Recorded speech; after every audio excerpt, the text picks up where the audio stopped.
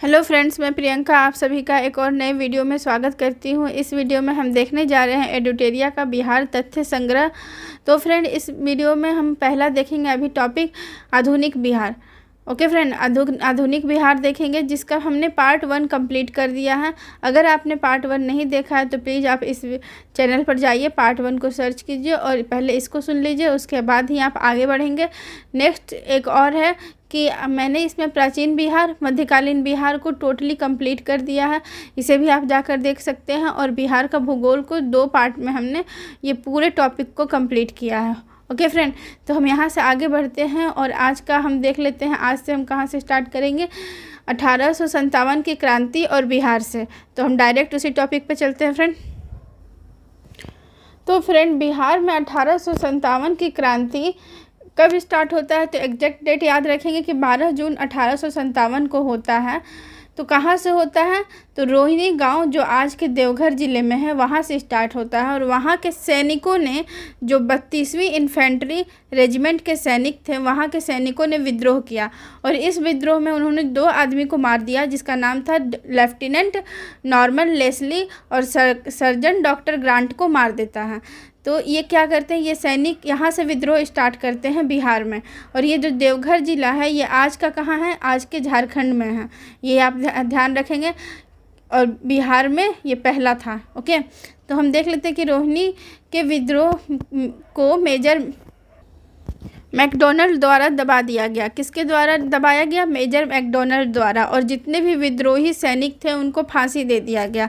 Okay friend, तो पटना में यह विद्रोह का नेतृत्व 3 जुलाई को स्टार्ट हुआ। पटना में अगर देखेंगे तो 3 जुलाई को स्टार्ट होता है।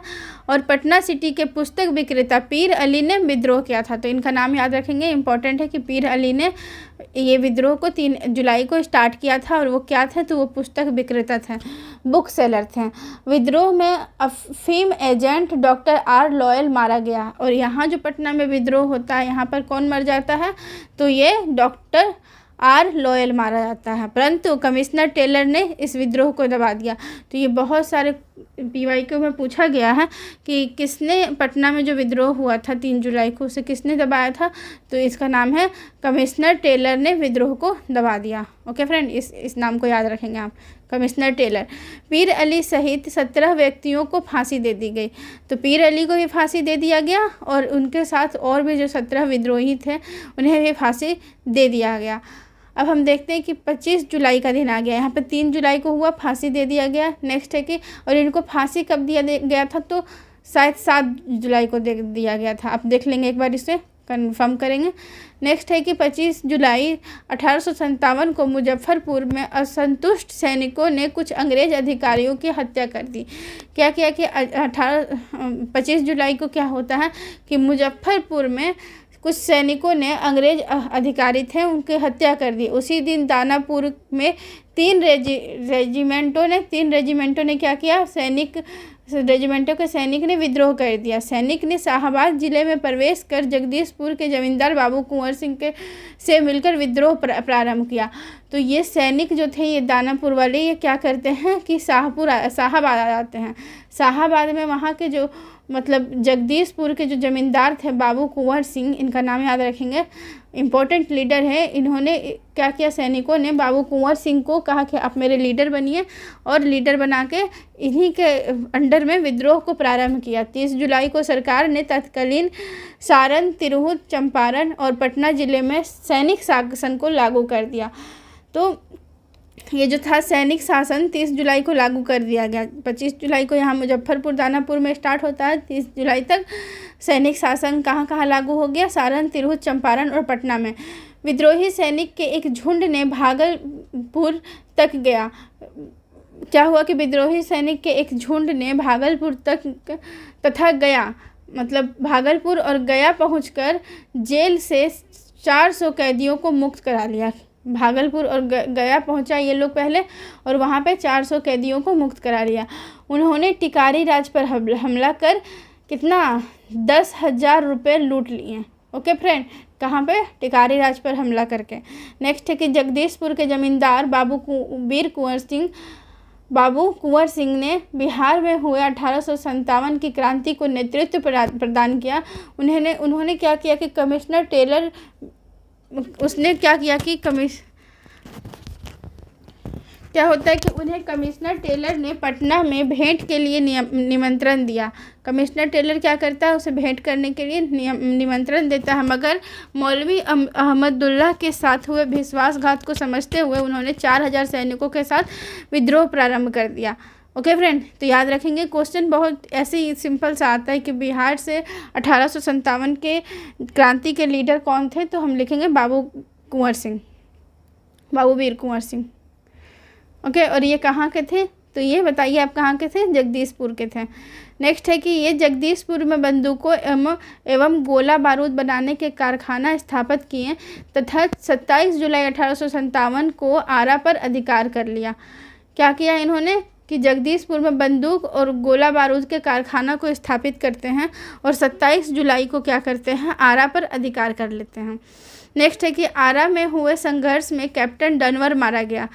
आरा में क्या होता है कि ये कैप्टन डनवर था एक, वो मारा जाता है, लेकिन कुंवर सिंह को आरा छोड़ना पड़ा। ये तो मारा जाता है, इन्होंने इसको मतलब कैप्चर भी कर लेते हैं 27 जुलाई 1857 को आरा को, लेकिन क्या होता है कि बाद में इन्हें आरा को छोड़ना पड़ा। तो फिर ये कहाँ जाते हैं, आरा को छोड़कर वे रीवा और बांदा के रास्ते कहाँ पहुँचे, लखनऊ पहुँचे। कहाँ होकर, पहले रीवा फिर बांदा फिर लखनऊ पहुँचते हैं। उन्हें अवध के शाह ने आजमगढ़ जिले का फरमान दिया। ओके, नेक्स्ट है कि 17 और दिसंबर 1857 को क्या होता है कि कुंवर सिंह ने नाना साहब के साथ मिलकर कानपुर में अंग्रेज़ों के साथ युद्ध किया। किसके साथ मिलकर, नाना साहब के साथ मिलकर क्या किया, कानपुर में युद्ध करते हैं। उन्होंने आजमगढ़ में भी अंग्रेज़ों को पराजित किया। तो ये एक ऐसे इंसान थे कुंवर सिंह जिन्होंने हारना नहीं सीखा था। ये बूढ़े होते हुए भी इन्होंने सारे अंग्रेज़ों को हरा दिया। 23 अप्रैल 1858 को कैप्टन ली ग्रांट के नेतृत्व में आई ब्रिटिश सेना को भी कुंवर सिंह ने बुरी तरह पराजित किया। ठीक है, ली ग्रांट के अंडर भी कुछ सेना आते हैं, उसे भी कुंवर सिंह बहुत बुरी तरीके से पराजित कर देते हैं। शिवराजपुर घाट जो गंगा नदी के किनारे हैं, क्या होता है कि जब वो शिवराजपुर घाट पार करने के क्रम में सेनापति डगलस की गोली से कुंवर सिंह के बायां हाथ जो होता है वो घायल हो जाता है। तो वो इतने बहादुर थे कि जब घायल हो जाता है तो वो सोचते हैं कि इसमें सेप्टिक ना हो जाए, इसलिए वो अपना बायां हाथ को काट कर क्या करते हैं, गंगा जी में प्रवाहित कर देते हैं और कहते हैं, हे गंगा मैया, अपने प्यारे की यह अकिंचन भेंट को स्वीकार करें। मतलब इतने बहादुर होते हैं कि वो अपना अंग काट के, बायां हाथ काट कर गंगा जी में प्रवाहित कर देते हैं। कहाँ पर करते हैं, शिवराजपुर घाट में करते हैं। फिर क्या होता है कि 26 अप्रैल 1858 को क्या होता है, कुंवर सिंह की मृत्यु हो जाती है। यही इनको जो ये हाथ काट देते हैं, इनके बाद इनकी तबीयत खराब हो जाती है। सब जगह से तो जीत के आ जाते हैं, लेकिन लास्ट में इनकी मृत्यु हो जाती है। कुंवर सिंह के मृत्यु के बाद उनके छोटे भाई अमर सिंह ने आंदोलन का नेतृत्व संभाला, जबकि दूसरे भाई हरि किशन सिंह ने उनको पूर्ण सहयोग किया। तो अमर सिंह ने कैमूर की पहाड़ियों में मोर्चाबंदी कर सरकार के विरुद्ध क्या किया, संघर्ष जारी रखा। किसने, अमर सिंह ने। नवंबर 1858 ईस्वी तक अंग्रेजी अधिकार पुनः स्थापित हो जाता है। नवंबर 1858 ईस्वी तक अंग्रेजी अधिकार पुनः स्थापित हो जाता है और विद्रोहियों ने हथियार डाल दिए। क्या होता है कि विद्रोहियों, जितने भी विद्रोही थे, क्योंकि इनका जो लीडर थे वही मर गए, तो अब इन लोगों ने क्या किया, ये लोग पहले ही हथियार डाल दिए विद्रोहियों ने, और इन पर मतलब बहुत बुरा तरीके से अंग्रेज़ों ने क्या किया, शासन किया कि आपको मतलब विद्रोहियों को दबाने के लिए हर वो पैंतरा अपनाया गया। तो बाद में क्या होता है, 1858 में क्या होता है कि महारानी विक्टोरिया ने क्षमा दान की घोषणा की कि ठीक है, जो भी विद्रोही है उस क्षमा दान करेंगे, परंतु अमर सिंह आदि को दंडित किया गया। विद्रोहियों को तो बहुत सारे विद्रोहियों को क्षमादान किया गया, लेकिन जो मतलब लीडर थे अमर सिंह को क्या किया गया, उनको दंडित किया गया। नेक्स्ट हम लोग देख लेते हैं फ्रेंड, ये जो बुक है इसमें कुछ तथ्य छूटे हुए हैं। अगर आपको वो तथ्य चाहिए, मैं क्योंकि इस बुक पे ही स्टिक हूँ, तो अगर आपको वो तथ्य चाहिए तो आप कमेंट कीजिए कि हाँ मुझे वो भी मतलब और अच्छे से समझाइए मैम। तो मैं एक और वीडियो बनाऊँगी जिसमें मैं इन सब चीज़ को और एलोबरेट करके समझाऊंगी कि कैसे कैसे कुंवर सिंह ने मतलब युद्ध किया और किनसे किनसे किया, मतलब कौन अंग्रेजी सेनापति थे।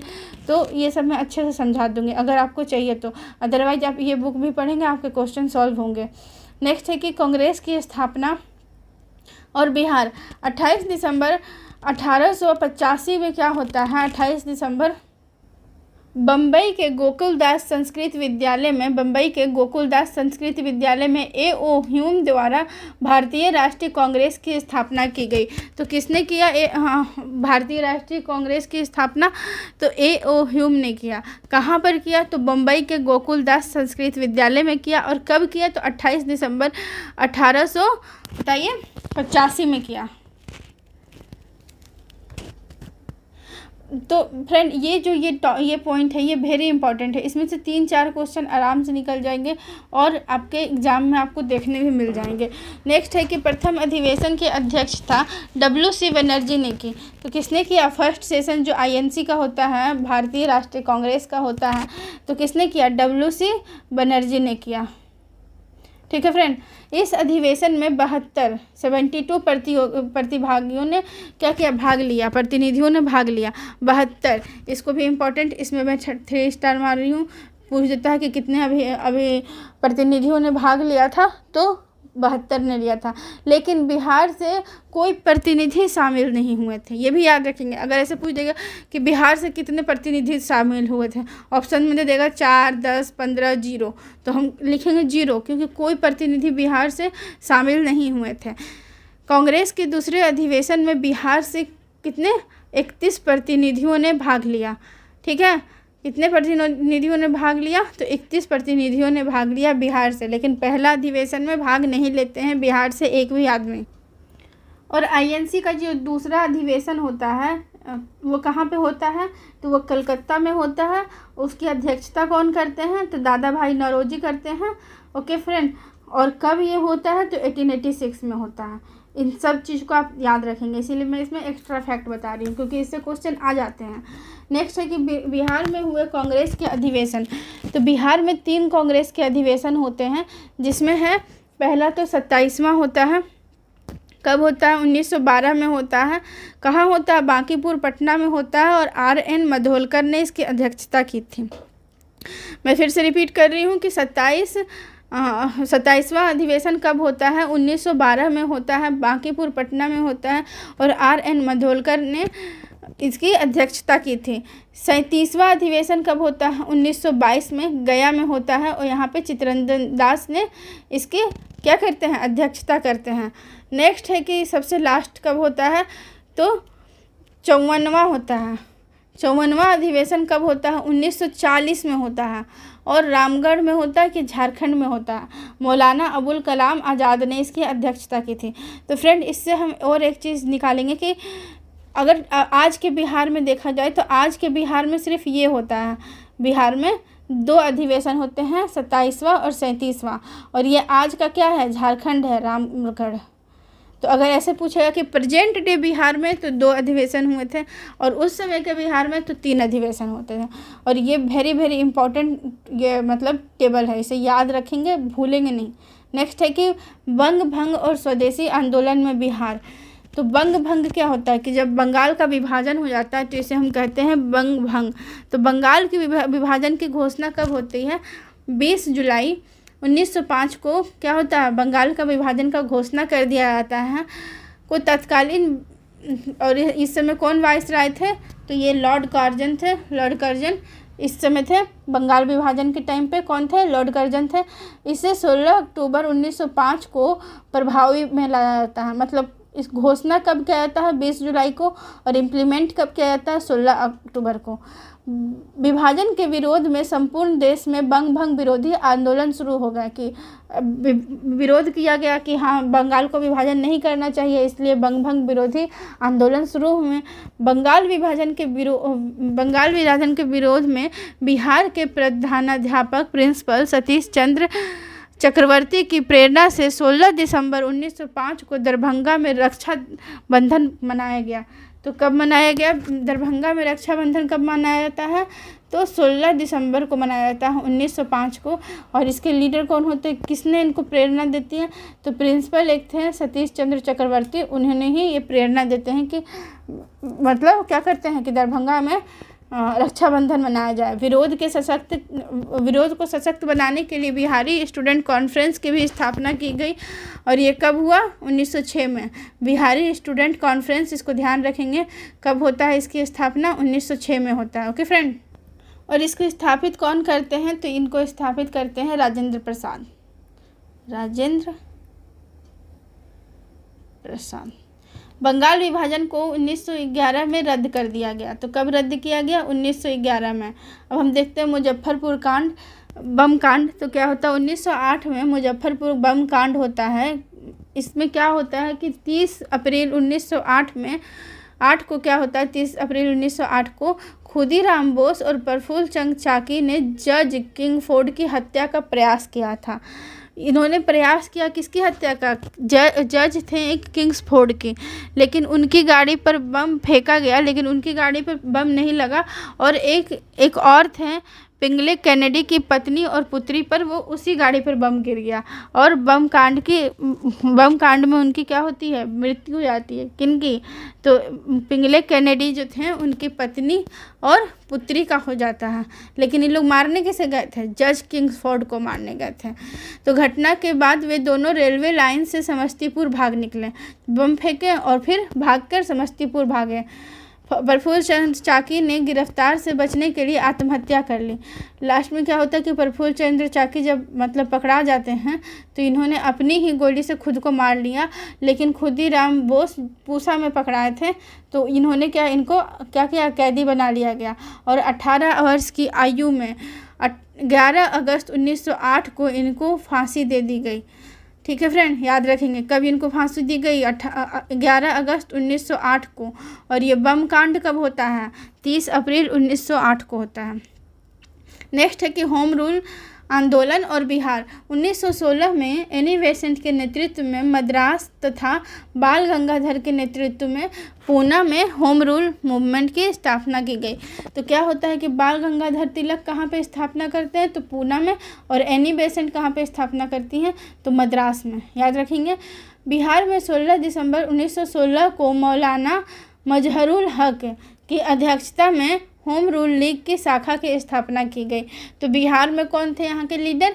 तो मौलाना मजहरुल हक थे। और ये कब करते हैं बिहार में स्थापना होम रूल लीग की? तो कब करते हैं? 16 दिसंबर 1916 को। और इसमें और भी जो थे अदर्स जो थे वो कौन कौन थे? तो खां बहादुर, सरफराज हुसैन खां एवं राय बहादुर, पूर्णेंदु नारायण सिन्हा उपाध्यक्ष तथा ये नारायण सिन्हा क्या थे? उपाध्यक्ष तथा चंद्रवंशी सहाय एवं वैद्यनाथ नारायण सिंह सचिव बनाए गए। तो सचिव कौन थे? वैद्यनाथ नारायण सिंह और चंद्रवंशी सहाय। और उपाध्यक्ष कौन थे? चंद्रवंशी सहाय। तो फ्रेंड याद रखेंगे कि उपाध्यक्ष कौन थे? उपाध्यक्ष तो ये बहादुर पुरेंद्र नारायण सिन्हा और चंद्रवंशी सहाय और वैद्यनाथ नारायण क्या बने? सचिव बनाए गए। श्रीमती एनी बेसेंट पहली बार 18 अप्रैल 1918 एवं दूसरी बार 25 जुलाई 1918 को 2 बार आती हैं बिहार। तो कब आती हैं? 18 अप्रैल 1918 को। और दूसरी बार कब आती हैं? 25 जुलाई 1918 को पटना आई। उन्होंने होम रूल के विचारों से सबको अवगत कराया। इस आंदोलन का उद्देश्य ब्रिटिश साम्राज्य के अधीन रहते हुए संवैधानिक तरीके से स्वशासन प्राप्त करना था। तो किस तरह से प्राप्त करना था? संवैधानिक तरीके से स्वशासन, सेल्फ रूल को प्राप्त करना था। अब हम देख लेते हैं चंपारण सत्याग्रह। 1917 ईस्वी में चंपारण सत्याग्रह होता है। और क्या होता है इसमें कि चंपारण के किसानों के लिए 3 कठिया प्रणाली प्रचलित थे। मतलब कि क्या होता था कि इस तरह था, इसके तहत क्या होता था कि प्रत्येक किसान जो थे उनको 20 कट्ठे में से 3 कट्ठे में नील की खेती करने अनिवार्य थी। तो क्या करता था कि 20 कट्ठा है, 20 कट्ठे में से 3 कट्ठा प्रणाली का क्या था कि 3/20 में से क्या करना था, उनको नील की खेती करना था, नील की खेती। ओके फ्रेंड, तो ध्यान रखेंगे, नील की खेती करना था 3/20, 20 कट्ठे में से 3 भाग में क्या करना था, नील की खेती करना था। इस व्यवस्था में प्रति किसान की काफ़ी इस व्यवस्था के प्रति किसान का काफ़ी आक्रोश था, क्योंकि नील की फसल भूमि को बंजर बना रही थी, वही आर्थिक रूप से शोषक भी थी। मतलब ना उनको पैसा मिल रहा था और उनकी बंजर भी, मतलब उनकी जो भूमि थी वो बंजर होती जा रही थी। 1916 में कांग्रेस के लखनऊ अधिवेशन में क्या होता है कि मुरली भरहवा गांव के एक इंसान थे जिनका नाम था राजकुमार शुक्ल ने इस समस्या पर कांग्रेस नेतृत्व का ध्यान आकर्षित किया कि ठीक है, मतलब क्या हो रहा है कि चंपारण में नील की खेती करवाई जा रही है जो बहुत ही आर्थिक रूप से शोषक है और वो भूमि को भी बंजर बना रहा है और इससे बहुत सारे लोग परेशान हैं। ठीक है, तो क्या होता है कि इसमें कि बृज किशोर प्रसाद ने एक प्रस्ताव पेश किया इंडियन नेशनल कांग्रेस के अधिवेशन में। कौन प्रस्ताव करता है, प्रस्ताव पेश करता है, तो बृज किशोर प्रसाद करते हैं। राजकुमार शुक्ल ने महात्मा गांधी को बिहार आकर किसानों की समस्या सुनने के लिए आमंत्रित किया। तो किसने आमंत्रित किया, राजकुमार शुक्ल ने। ये कहाँ के थे, मुरली भरहवा गाँव के थे। और ये किस अधिवेशन में ये जाते हैं, तो लखनऊ अधिवेशन में जाते हैं 1916 में। इस सारे पॉइंट एकदम से इम्पोर्टेंट है। नेक्स्ट है कि गांधी जी ने क्या किया कि पहले कलकत्ता से 10 अप्रैल 1917 को कहाँ पहुँचे, पटना पहुँचते हैं और 15 अप्रैल 1917 को चंपारण मोतिहारी पहुँचते हैं। उन्होंने प्लांटर्स एसोसिएशन के सचिव J.M. विल्सन से जांच कार्य में सहयोग करने का अनुरोध किया। जो प्लांटर एसोसिएशन थे उनके जो सचिव थे J.M. विल्सन को गांधी जी ने कहा कि आप सहयोग कीजिए जांच कार्य में।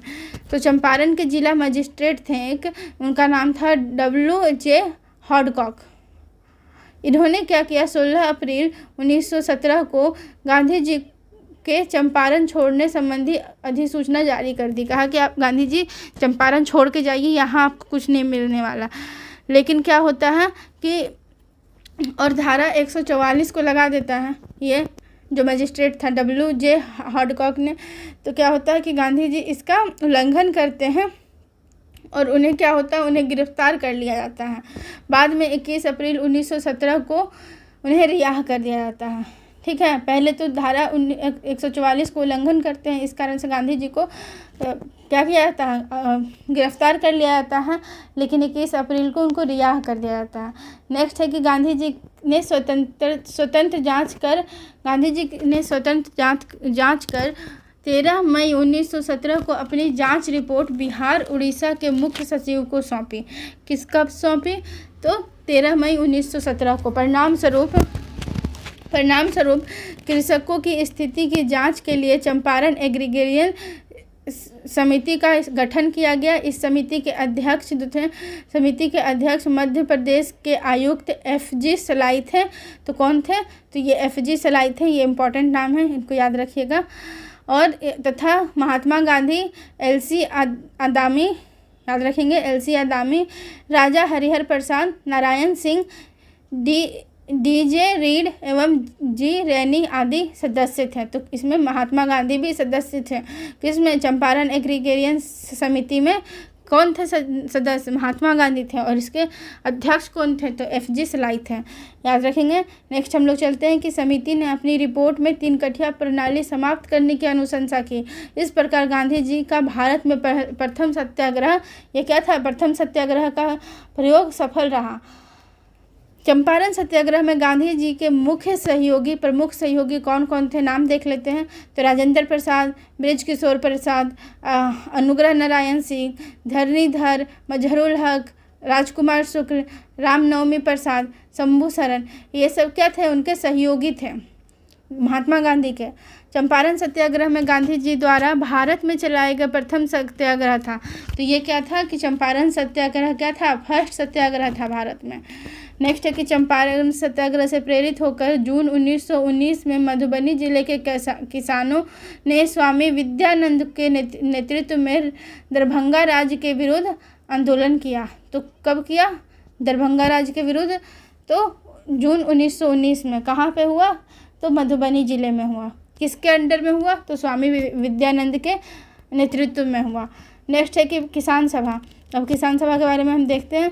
1922-23 में मुंगेर में शाह मोहम्मद जुबैर की अध्यक्षता में 1922-23 में मुंगेर में क्या होता है, मुंगेर में शाह मोहम्मद जुबैर की अध्यक्षता में किसान सभा का गठन हुआ। ये एकदम इम्पॉर्टेंट है। शाह मोहम्मद जुबैर की अध्यक्षता में किसान सभा का गठन होता है। श्री कृष्ण सिंह जो थे इनके उपाध्यक्ष थे और सिद्धेश्वरी चौधरी जो थी, सिद्धेश्वरी चौधरी एवं नंद किशोर सिंह इसके सचिव थे।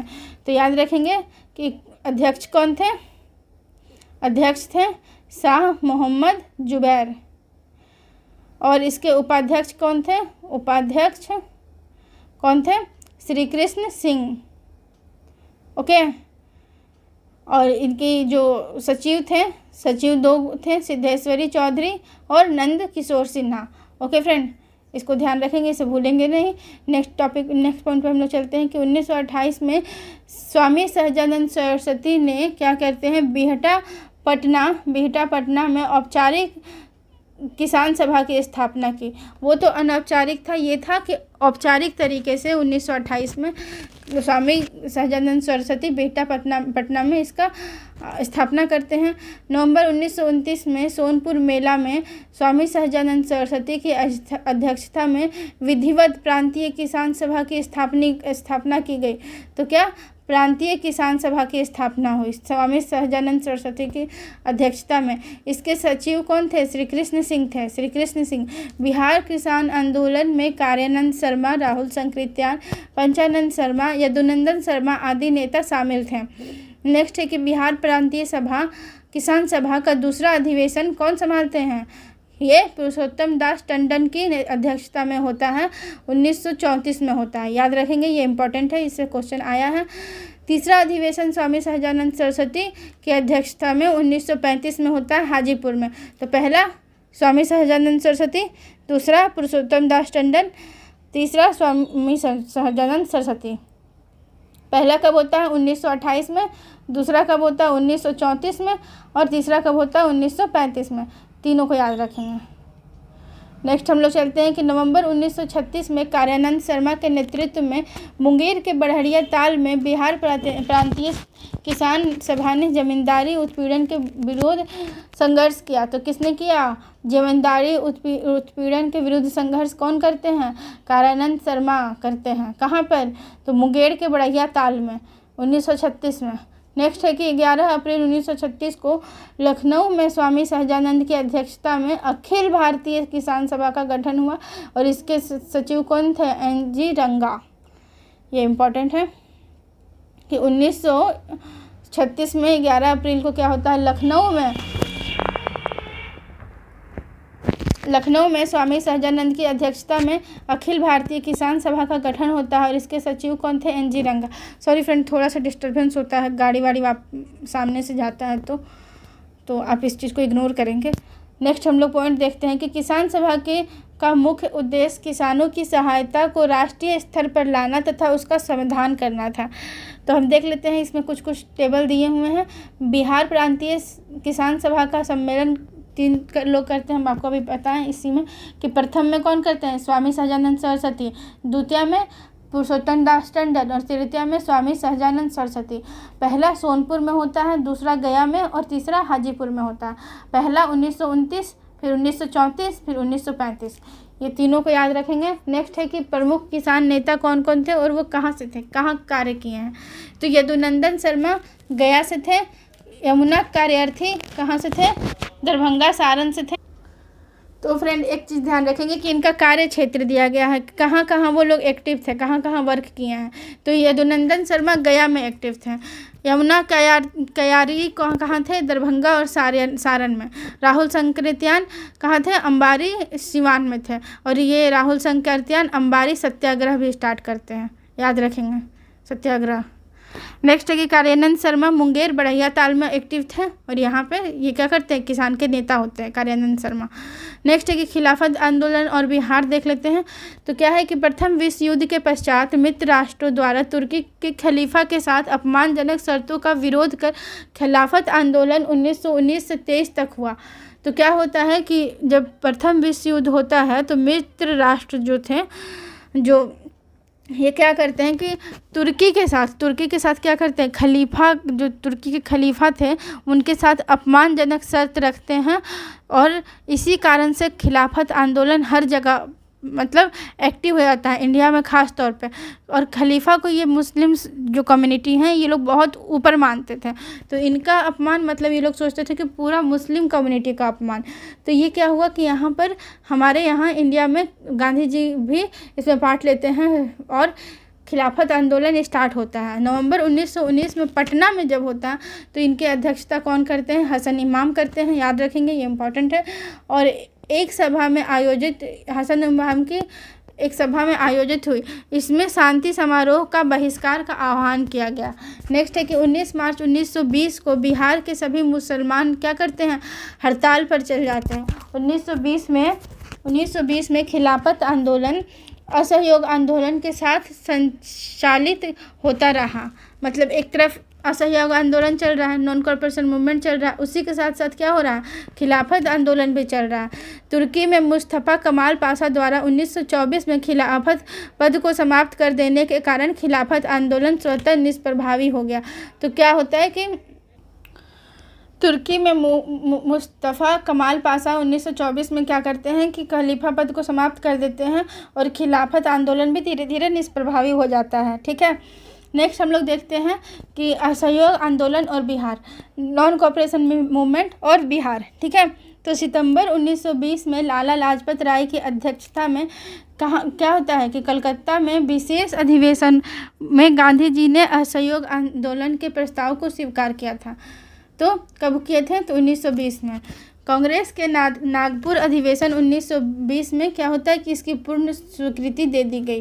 कांग्रेस के नागपुर अधिवेशन में, दोनों याद रखेंगे कि किसमें प्रस्ताव को रखा गया, स्वीकार किया गया, और पूर्ण स्वीकृति कब दी गई, नागपुर अधिवेशन 1920 में।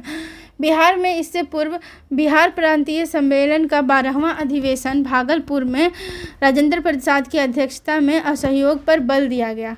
ओके फ्रेंड, याद रखेंगे कहाँ पर, तो भागलपुर में।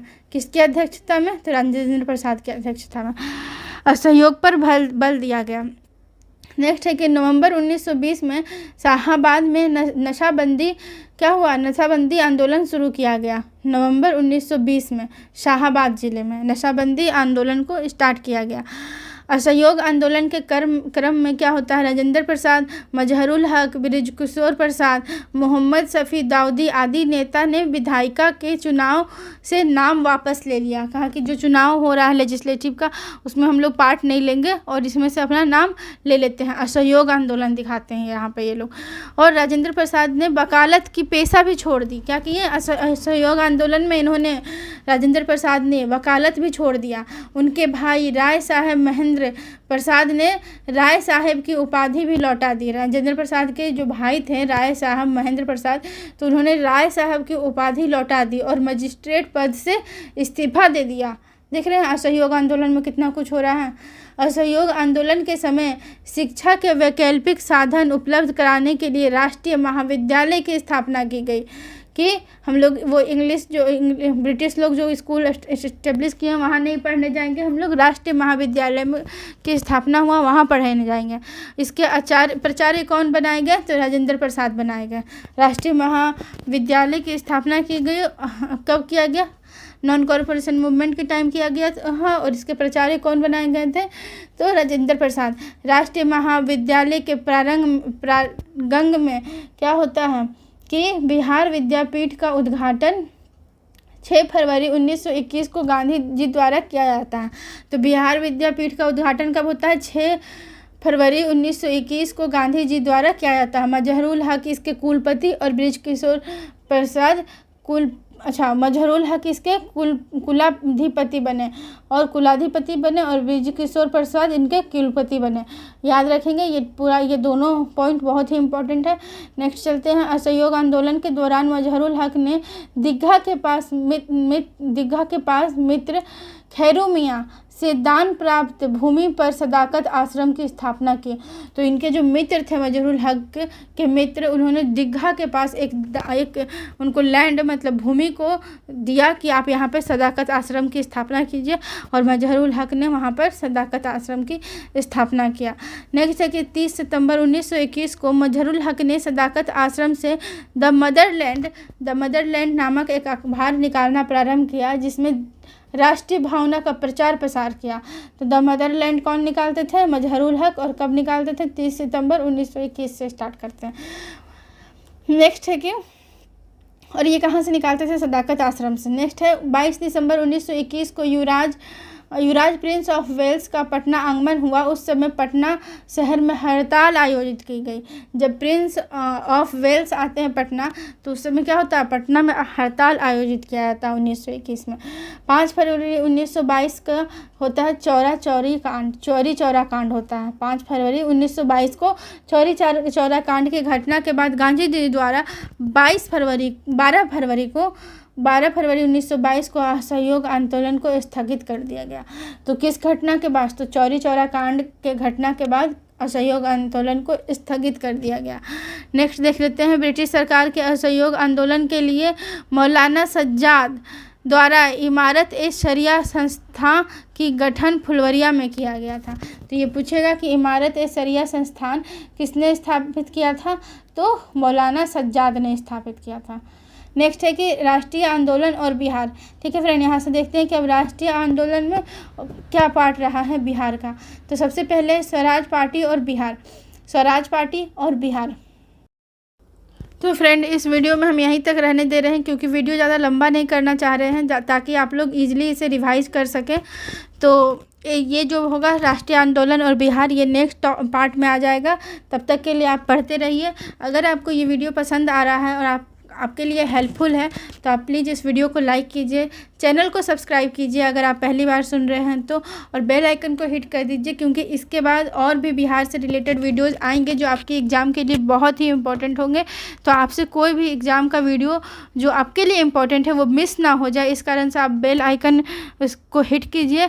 और फ्रेंड, आप मुझे सपोर्ट करते रहिए, ताकि मैं इसी तरह और वीडियो ले आऊँ और आपके एग्ज़ाम के लिए थोड़ा सा हेल्पफुल साबित हो सके। ठीक है फ्रेंड, तब तक के लिए बाय, टेक केयर।